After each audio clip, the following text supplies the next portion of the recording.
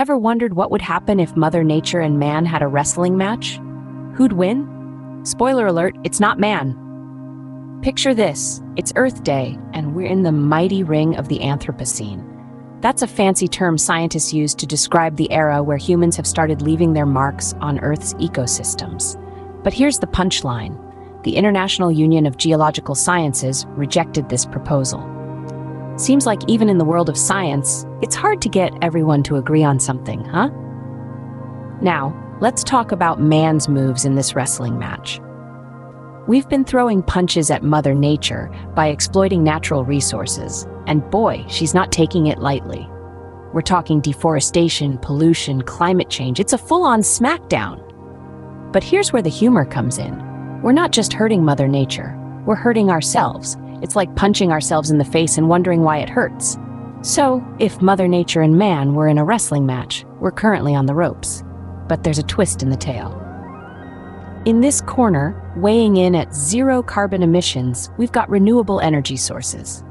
Now, I'm no expert, but I do know that tossing around the old fossil fuel isn't going to do us any favors in the long run. It's like trying to run a marathon while inhaling a pack of cigarettes. Not quite the recipe for success, eh? But transitioning to renewable energy? That's a different story. It's like swapping out your greasy fast food diet for a green smoothie regimen. Sure, it might be tough at first. You might miss the taste of those juicy burgers, just like we might miss the convenience of fossil fuels. But think about the payoff. A healthier planet, cleaner air, and maybe even a few more polar bears to boot. But let's not sugarcoat it. We're talking about a worldwide workout routine here. We're all going to have to pull our weight, flex those green muscles, and break a sweat. It's not just about recycling your soda cans or turning off the lights when you leave a room. It's about making bigger changes. It's about thinking globally and acting locally. So if we want to win this wrestling match, we've got to get in shape. And by shape, we mean sustainability.